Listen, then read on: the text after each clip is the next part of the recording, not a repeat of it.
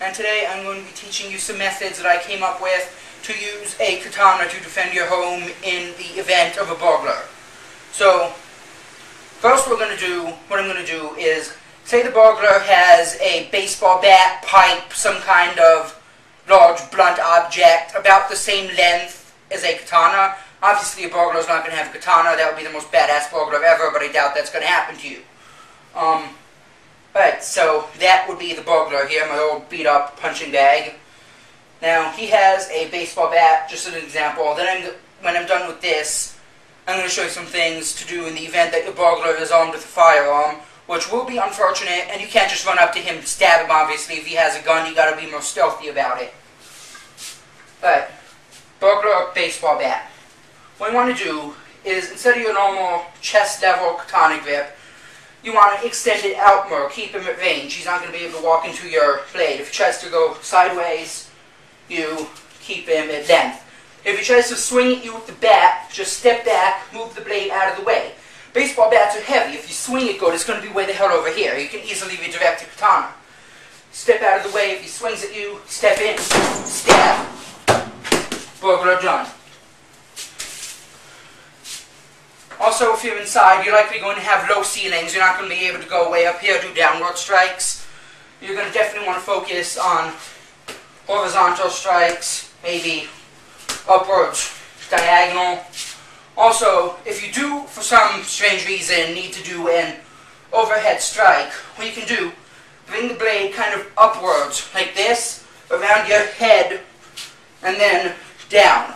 You can't bring it straight up, you're going to break something, hit the ceiling, you don't want that. Last thing you need is the tip of your sword getting jammed in the ceiling if you're in a fight. Now, if you're in a big open room, all these are well and good. But if you're in a confined space, like a hallway, which there's a hallway in there, you can see it though.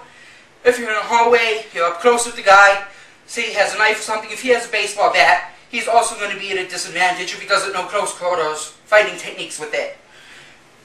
However, it's like a thing I do. I keep talking and I can't even get a breath because I'm talking so much. So if you're in close, we're going to act like the burglar now has a knife. You're in close, what you've got to do, keep your hand on the back of the katana like this. You can divert strikes, try to slash at his arm. You can punch with the hilt of the blade. Straight up wood to the face isn't going to feel good. You can strike forward with the blade like this. Or you can do a slashing using the back end of the blade, using your hand to push the blade like so. I'm purposely not hitting the target, I'm not missing. If you hit it, it's going to be a good strike. You got the whole way to your left hand, pushing up on this while you pull with your right hand, so. Okay, so just remember these techniques, definitely improvise. Depending on your situation, you're going to be using different techniques against different kinds of weapons and whatnot. Now, what we're going to do is, say you're unfortunate enough to get a burglar with a gun. You got to be stealthy about it. Say you're in your room, most burglars are probably going to be in the living room trying to steal the TV and whatnot. If he is, you don't want to get into a fight with a burglar. If he's taking your stuff, try to get a look at him, get a picture if you can, gather information. Don't get in a fight with him if you don't have to. If he's coming up to your room trying to get into your jewelry box or whatever, that's when you got to get into a fight. So come closer this way. Alright, this is the event. You're standing behind an inward opening door. Burglar's coming through here. You're going to stand here like this. As soon as the burglar starts opening the door, he has a gun. He has no clue you're here. Just be quiet. When he opens the door, stab in, just rip the door open, stab really quickly, slam door shut, and stand back. Hopefully you'll hit him with a good strike. If not, then you're not in a really good situation because most guns are going to be able to fire through a door. You got to be really careful with this technique. This is not something you want to do. This is last resort. If he has a gun, fucking hide. Just open the door, shove it. If the door's already a little bit open like this, same thing. You don't want to try smashing him with the door because that's not going to do too much damage. You definitely want to get the stab in. Now, say you're on the inside of an inward opening door. So, I'm going to go back here. say cameraman is the burglar. Don't come here. I'm just using this as an example.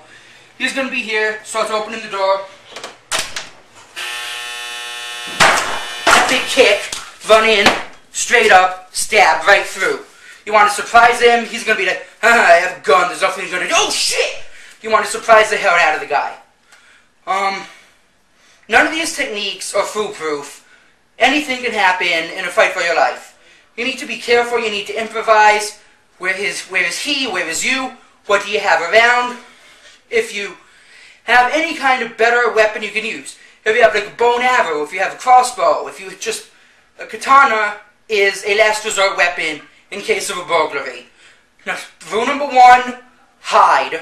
Rule number 2, if you absolutely have to get into a fight, be safe, think about it, keep him at range. If he has a gun, best thing you can do not be seen. There's not much you can do with a blade against a gun. I'll admit that.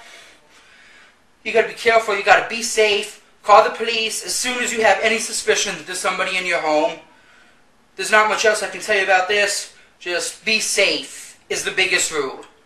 And that's the end of this video.